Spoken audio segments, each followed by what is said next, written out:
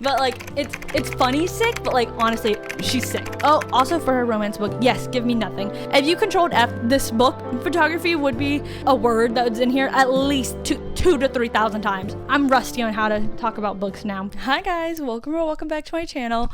We're back at this closet door. You're probably sick of this closet door. You're like, please just get on with it. I'm here to finally do a reading wrap up. I haven't done one in a while. It's because I was moving. I kind of got into a reading slump, and then I just kind of got out of the habit of doing these monthly wrap-ups. I like doing them. Even though they're not my favorite to watch, I like doing them. I like having a documentation of like my thoughts on books, because I've kind of gotten out of the habit of writing down like my thoughts on my books on like my personal like Notion page and stuff like that. So the last time I did a reading wrap-up, whoa. No, there's no way. That's stupid.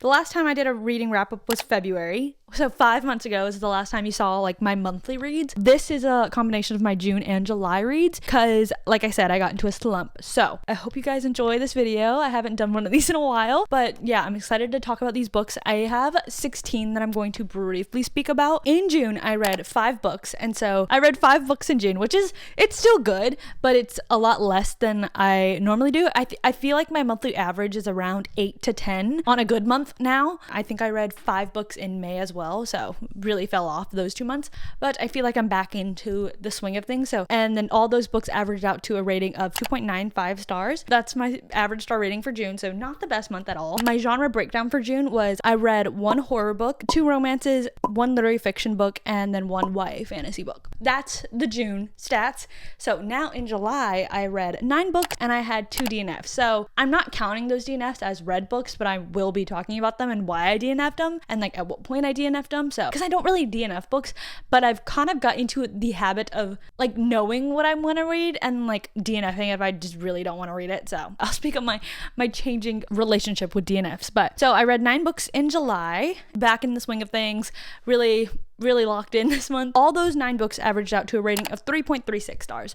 So I read books that I enjoyed a lot more than in May and June, I would say. Here's the genre breakdown for July. I had 2 fantasy books. One of those fantasies was a little bit more historical fiction, but it falls under the fantasy category. I would classify it as mostly historical fiction and then elements of fantasy, but I'm gonna wrap it up into the fantasy genre. Then I read 3 romances and 4 literary fiction books. Yeah, literary fiction books have still like kind of dominated all of my genre breakdowns and everything like that now. Yeah, those are the stats that I have for June and July. And now, without further ado, let's get into the pyramid. I have my books ranked on a pyramid. This is only by star rating. This includes all the June books and then all my July books as well. The first book I'm going to be talking about is If I Never Met You by Vari McFarlane. Okay, this is crazy. This is one of the books that I DNF'd. I DNF'd a Vari McFarlane book, and I've read 4 Vari McFarlane books. I love Vari McFarlane's books. They're always like a 3.5 and above for me. I really enjoy her books. This one is from her backlist, and it felt really different. Yeah, I just DNF'd this at 13%, and I just hated the main character, and I just didn't like her characterization. She just felt really whiny, and so all I got from this part of the book was that she was in like a 15+ year-long relationship, and then he kind of just like was like, I'm not feeling the love. I don't want to be in a romantic relationship with you anymore. And that's all I really got to know. I read the synopsis and summary of this. They break up, and then she starts like fake dating one of her coworkers because her ex-boyfriend that was in that 18-year-long relationship also works at the same place.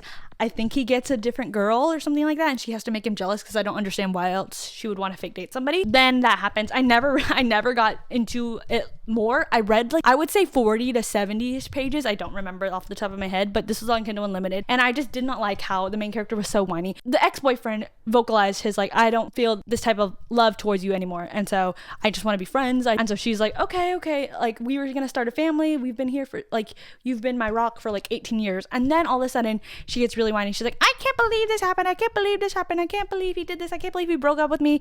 And it's just like, it just felt really like, okay, woe is me. Like I get it. Like it is such a hard decision to navigate, and I probably would bitch even more than she is in the book, but it just felt really annoying, and I was like, okay, I'm just not ready to read this right now, and I just read something else. That's the first DNF. I don't think I'm ever gonna go back to it, so that sorry, Vari McFarlane. I love her other books, so that doesn't put me off Vari McFarlane forever. I just didn't really like this main character at all. The next book I'm gonna be talking about is Whoa, I broke it.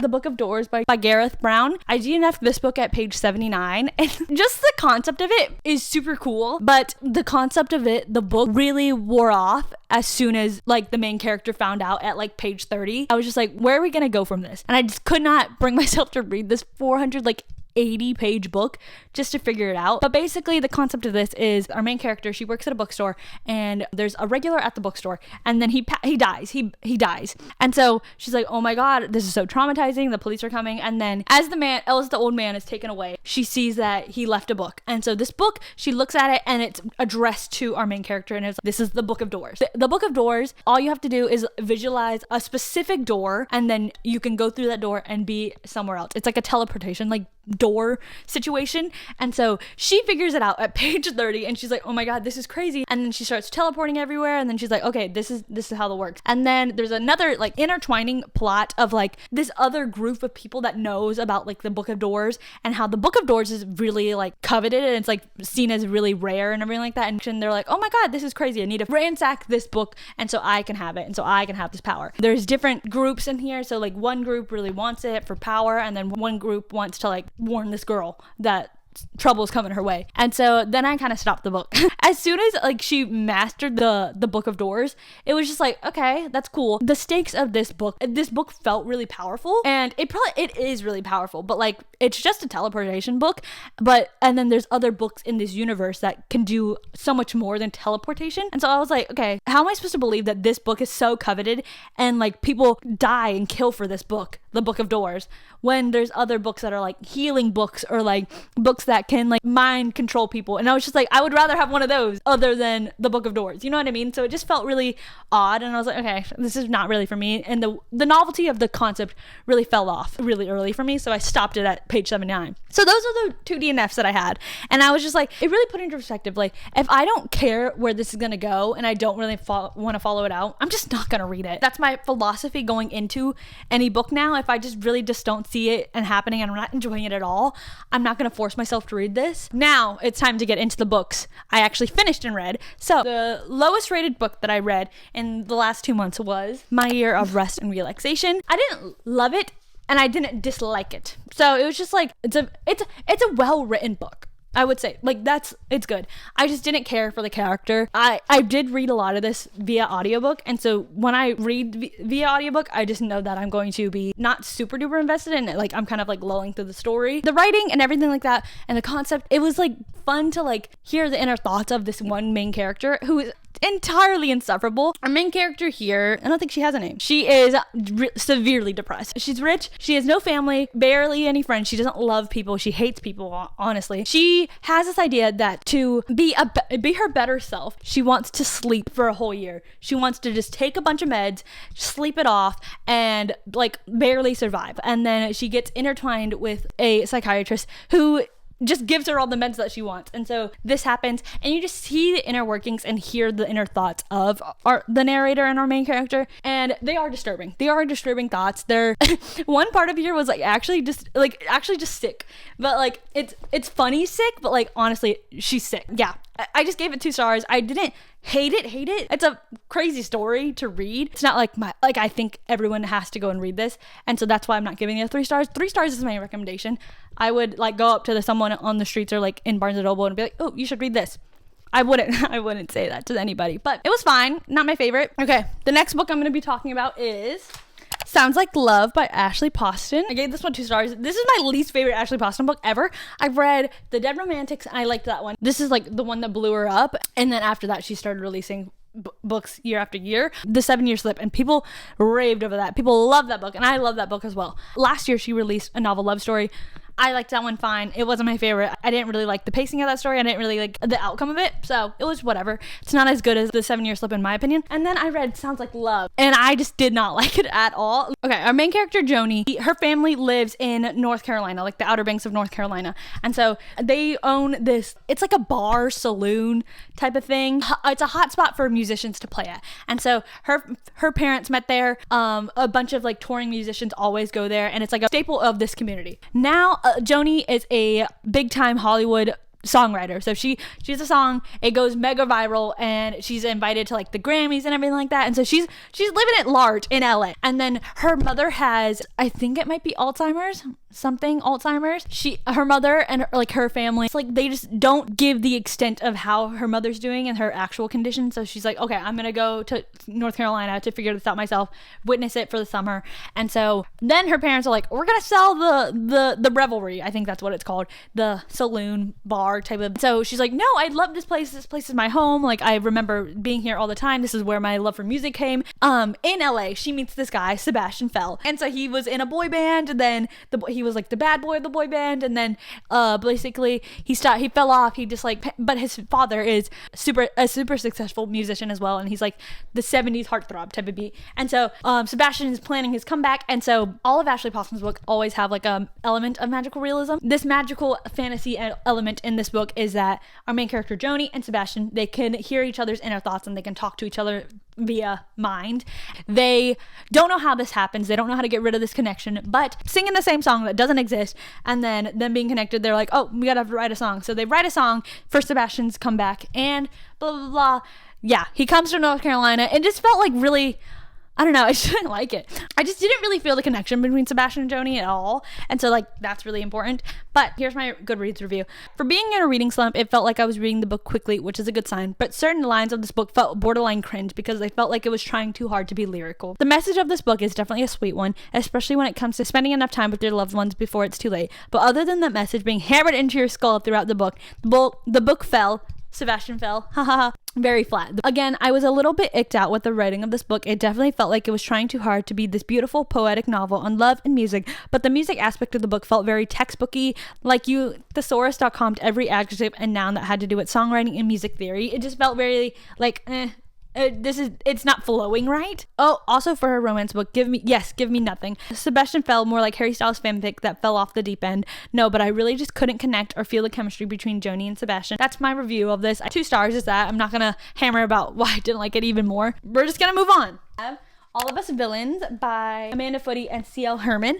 I read this in June and I hated this book as well. I'm giving it a 2.5 stars just for the benefit of the doubt. But this is a YA fantasy and it has to do with this blood moon that comes every 25 years, and these prominent witch families have to battle it out to see who can get the magic. They send out one of their teenagers and they have to fight to the death to win the magic for their family. I think one aspect was really cool, but I just felt like it was really hard to like read this all together. Nothing happens.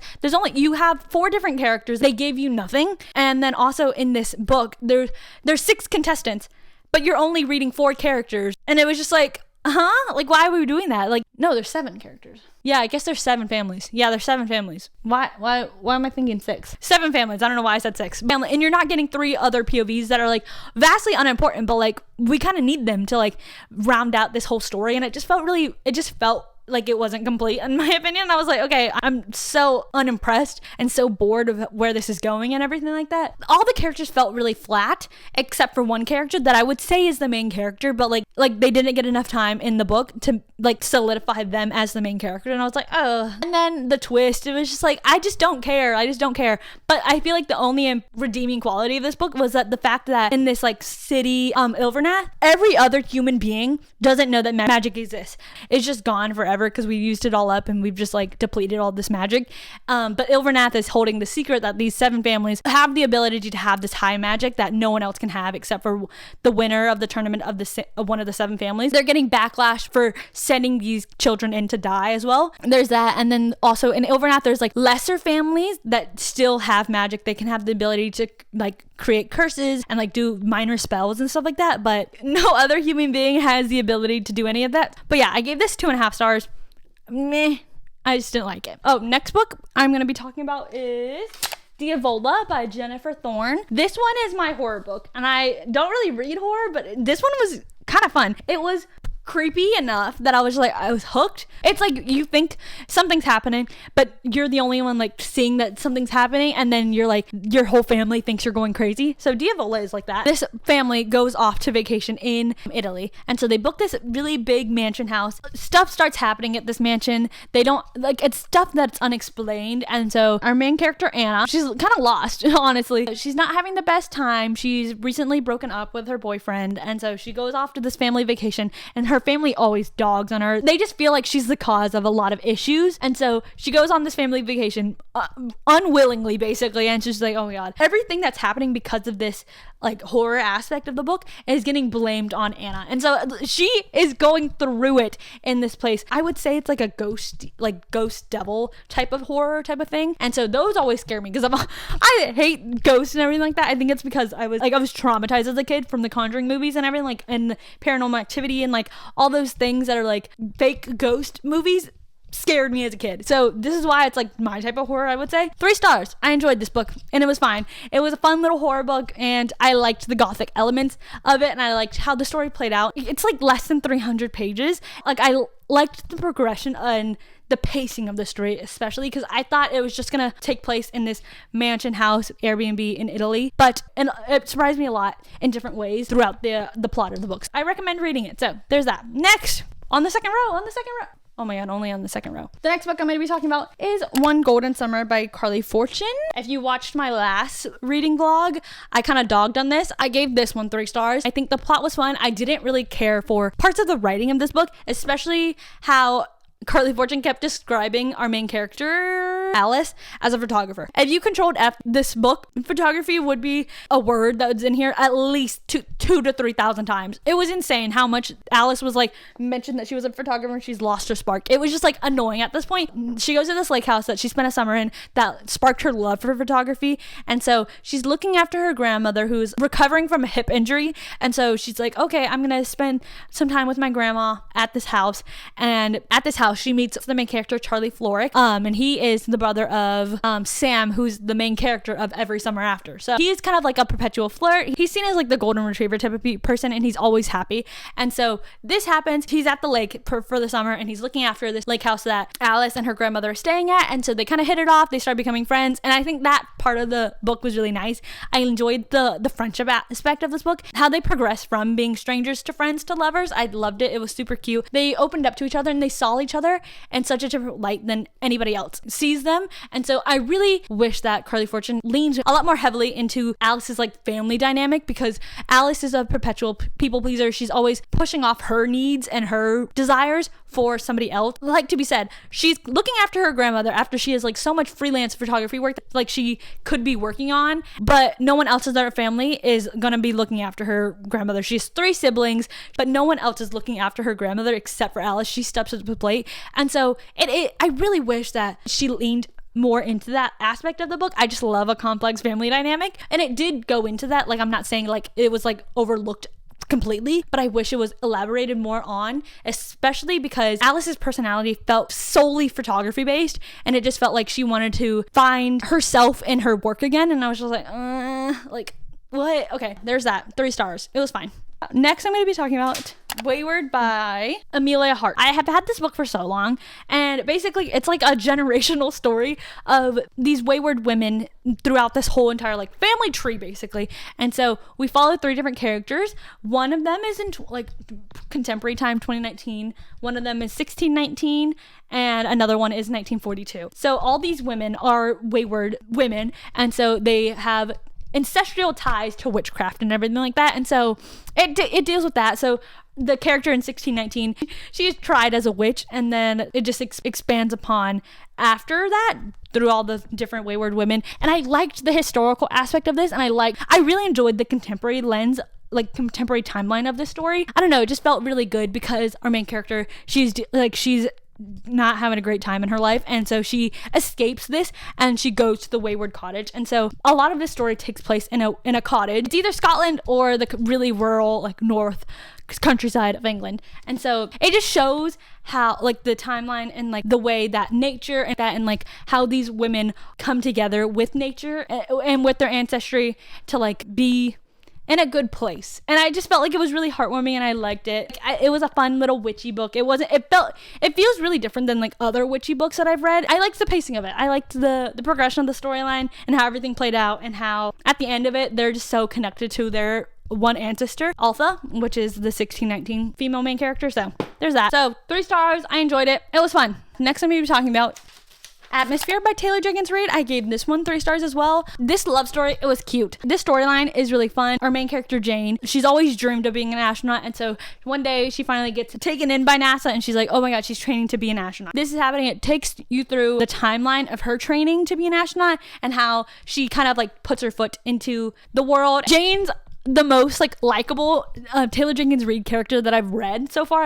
I haven't read so much Taylor Jenkins Reid, but compared to like Daisy Jones and the Six and Carrie Soto and Evelyn Hugo, Jane is a saint to everybody. Those 3 main characters, they are really strong female main characters, but Jane is low-key kind of like a pushover, but she stands up to her opinions really well. But Jane, in this world, she is a female astronaut, and so the mission prior to Jane's mission is the first time they've let women astronauts be astronauts, and so she has a lot to prove. She wants to go to space, like she wants to set this bar high for young girls. In Jane's mission, she has I think 3 other female astronauts and then 3 other male astronauts that are in her mission. I don't know what it's called. It's like her hiring party. Like they all train together and stuff like that. There is a romance between another character in Jane's circle, and so it was fun. I think that was really sweet. There was a 3rd act conflict in this book, and it just like resolved in 10-15 pages, and I was like, okay.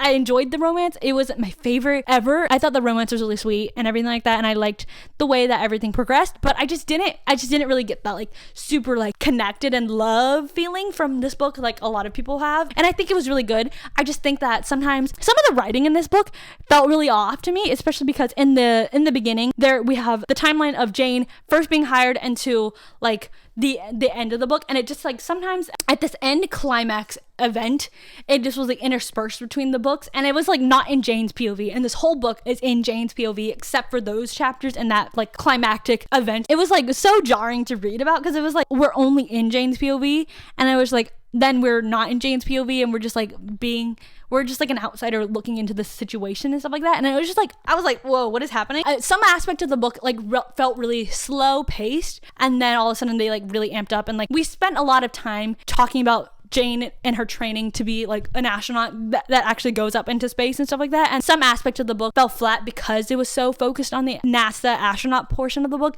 that I felt like I wished a little bit more happened, especially with her relationship with another character. Like they got together and then it just kind of was like a bliss, and it was like we were doing this last week, 4 months have gone by, we've been together for these whole months, and like little portions of like the insight of their relationship, but I felt like I wanted more in the moment of that relationship. So there's that. But overall, I enjoyed it. 3 stars. It's not a bad rating. I enjoyed the book and I would recommend it to anybody. So next we're gonna talk about Cleopatra and Frankenstein by Coco Mellers. I gave this one 3.25 stars. I liked the book. I think it was a fun literary fiction book. It was fun to like see the insight of these different characters and just how their story played out. That's everything I can say in like a general fiction literary fiction book. Just like I liked how the story played out. So our main character Cleo, like she's in her 20s, and so she marries this older man who's like late 30s, early 40s. She marries him to low-key get a green card to like stay in the United States. We see the progression of their relationship and how it affects other people in their lives, and like all those like connection points of how they feel about Cleo and Frank's relationship. This whole marriage has like shaped them for the better and also shaped them for the worse, and so it just deals with their relationship and how their marriage is played out, especially because Cleo is using Frank, but she also does love him at the same time. And so yeah, there's that. It just like intersections of different people in this couple's life and how this couple have progressed from being infatuated with each other to like hating each other to like loving each other platonically again. Some plot points of the book were like absolutely insane, but I enjoyed the writing. I enjoyed the pacing of the book. So it is a really long book for like what I'm saying the plot is, but each of them do messed up things. They're just flawed, complex people, and I feel like that's what literary fiction's all about. Next is The Night and the Moth by Rachel Gilling. I had really high hopes for this book. I love One Dark Window and Two Twisted Crowns by Rachel Gilling. I just wish I liked this more. I didn't really care for the romance in this book whatsoever. I thought one of the characters in here, it felt like really millennial, like trying to be lighthearted cringe like character humor, and I was just like, it's just not really hitting for me. And I thought the entire plot of the book was good, and so that's why I'm giving it 3.5 stars. It was fun, but like sometimes I wish it was a lot more serious. I wish the gothic elements of this book were heightened, especially because sometimes it was like glossed over by comedic effect and comedic purposes and stuff like that with one character, and I was just like, But I liked how everything came to an end, and I think that the progression of the story, the beginning of it felt really slow to me, and then as soon as we like got into like a little bit more of the character, I was like, okay, this is fun. And I think there's gonna be a sequel. I don't know how many books in this sequel. I don't know if it's gonna be another duology or a trilogy or even more books, but basically our main character, honestly, she's like a nun. So yeah, she's a diviner, which is like basically like a nun. And so she has a group of like other diviners that are in her like circle, and there's like 5 other diviners. I don't know off the top of my head, but they are diviners because as changeling kids they were exposed to this like holy body of water, then they became those diviners, and so now they can like see what the omens, which are like kind of like different types of gods, want from like the everyday average Joe type of person. Yeah, the abbess is like in charge of the diviner girls, and so like these diviners know that once they reach a certain age, they're just no longer useful as diviners, and they have to go out into the world by themselves and stuff like that. And so one day, one of their fellow diviners is like missing, and then so they report this. They're like, oh my god, the abbess, this girl's missing, blah blah blah. And then every day after that, another of them goes missing, and so they all go missing until there's only one left. And so 6 is like, I need to figure out what's happened. So she goes to this knight who she's ran into before, and so that's like the main love interest. And so they're like, we need to figure out what's happening. But this knight and like this king and these other knights, they need a diviner to like, they want to kill the omens, like to take the power from the omens to show that this king means business, and then that the omens aren't the only people running this place, and how they should all submit to this king, basically how he has power to rule over his rightful kingdom and stuff like that. And so there's that's how this story is playing out. She thinks that as like she'll get the answers of why these other diviners have gone missing and everything like that. So, and then they unfold like some secrets in this like religious society, basically, with these omens. I enjoyed the outcome of the story.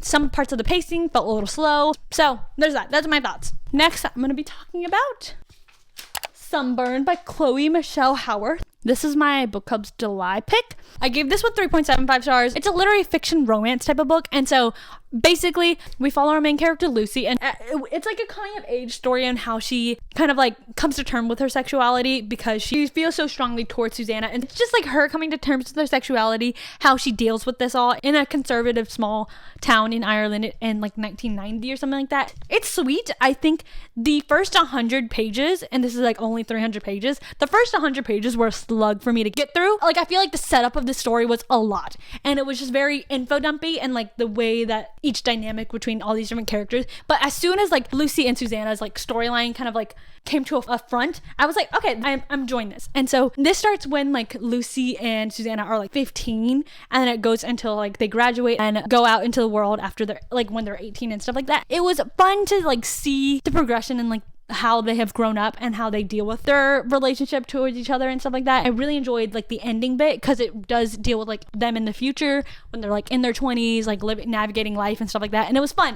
But 3.75, I would have given it 4, but like I feel like the first 100 pages were so info dumpy and such a slog for me to get through. I was like, okay, I have to like dock some points off for that, but I enjoyed this. It says like perfect friends of normal people. I just enjoy the plot line and the progression and the pacing of Normal People so much more than Sunburn. But yeah, it was a fun little cute summer coming of age romance type of story. But Lucy is, like I'm saying this, like Lucy and these characters are flawed. They're like complex characters. They hold different aspects of their life in different pedestals, and so it is easy to like get annoyed with every character, but like you have to like think rationally in their brain and how they are processing this information and everything like that. So I enjoyed this book. I recommend you guys read this. So next, I have Problematic Summer Romance by Allie Hazelwood. I gave this one also 3.75 stars. I enjoyed this one a lot. I think it was really sweet, but this is an age gap romance, and I didn't really love the male main character. I was just like, okay, whatever.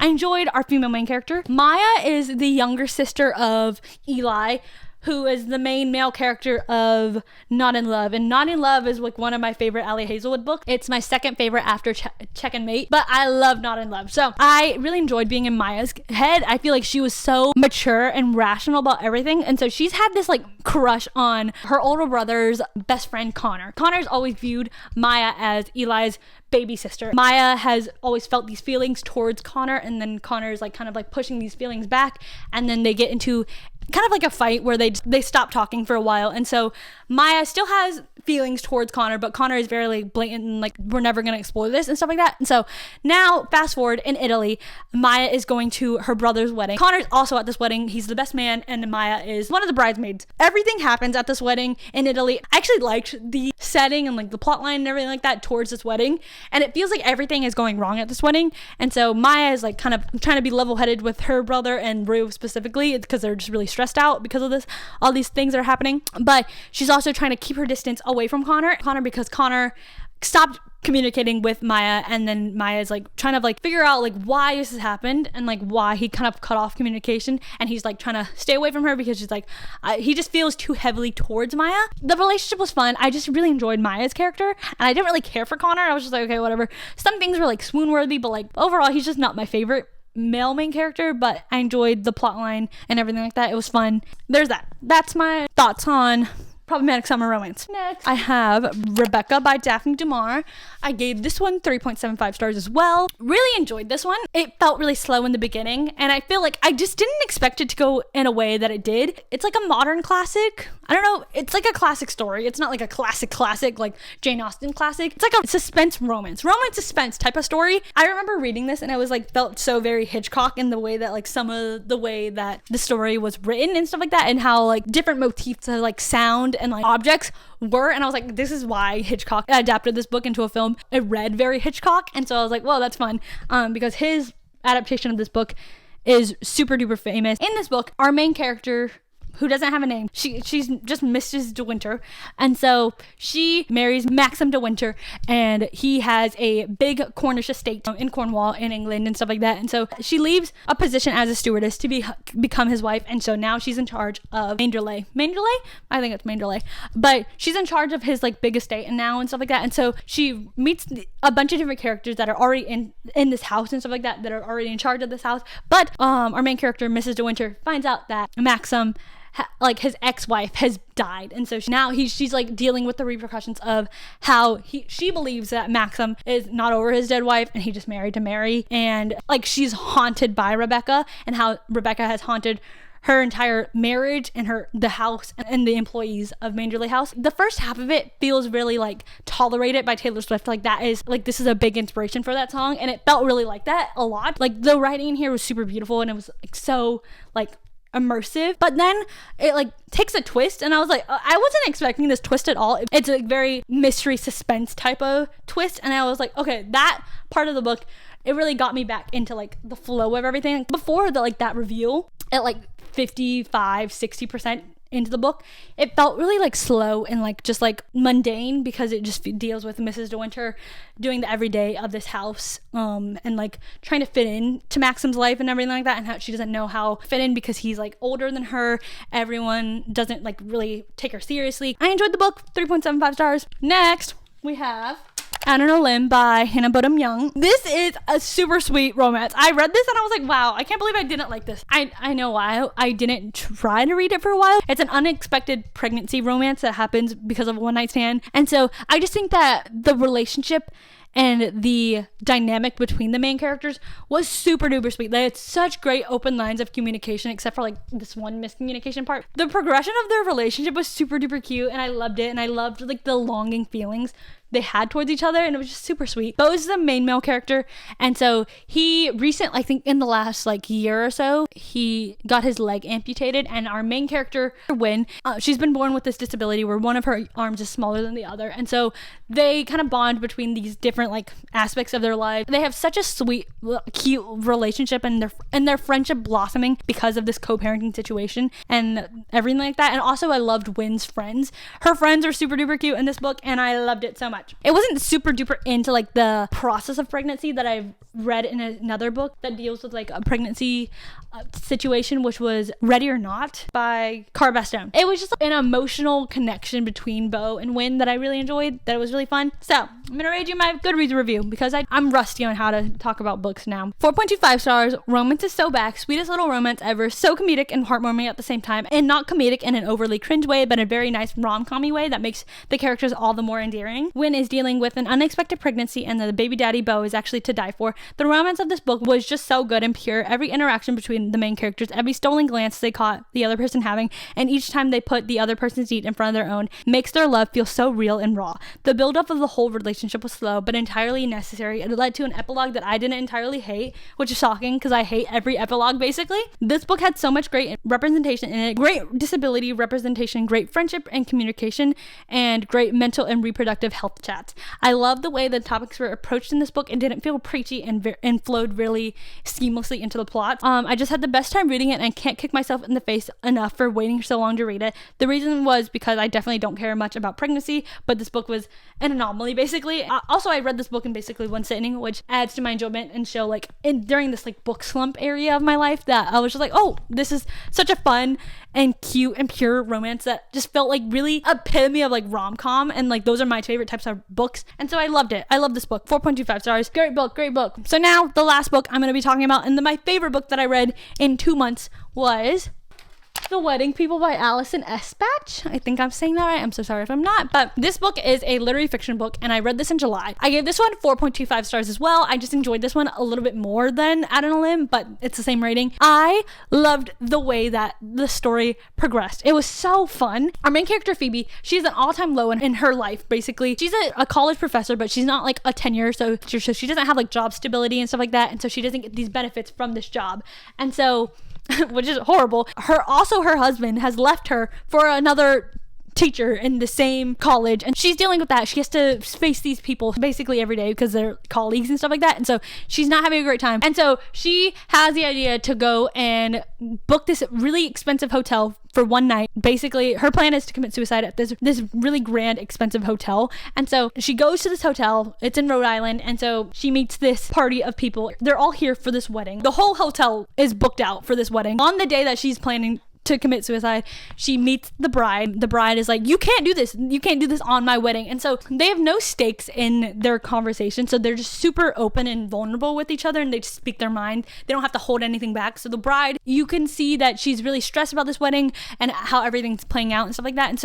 And then Phoebe's like, I'm really straight up, like, I'm gonna be honest, like, I have nothing for me anymore, and so I'm really severely depressed and stuff like that. And so just the way that the bride and Phoebe like connect to each other because they don't have anything to hide from each other is super duper like heartwarming. Phoebe doesn't go through with it at all, and so she spends the time with these wedding people for like the lead up into the wedding, and it just deals with the progression of Phoebe and her time with these people and how like she's kind of like gotten her spark back. She just has a different outlook on life now, and so I just think it was super sweet the way that everything progressed, and I enjoyed it so much. It was such a fun read, and there is like dark humor in this as well, but it is super duper heartwarming in the way that friendship and like how Phoebe has found her people in this wedding party, and how she just has so much empathy towards other people because this wedding party, yeah, it was just really fun, really sweet. That's all I have to say. I really enjoyed Phoebe as a main character. So yeah, that's all I have to say about all these books. I hope you guys enjoyed this video of me speaking about my June and July reads. I feel I'm so out of it right now. I haven't done this in a while.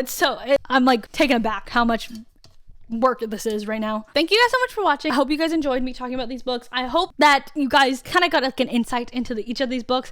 These aren't the most coherent thoughts. I'm so sorry about that. I feel like I need to brush up on my book rating and reviewing ability, but I hope I'm back, and I'm gonna do these a lot more frequently because the last one was in February. So yeah, I hope you guys enjoyed. Like, comment, subscribe. All my socials are down and below. Keep up with me there. I feel like I'm more active on there, but thank you guys so much for watching, and I'll see you guys in my next video. Bye!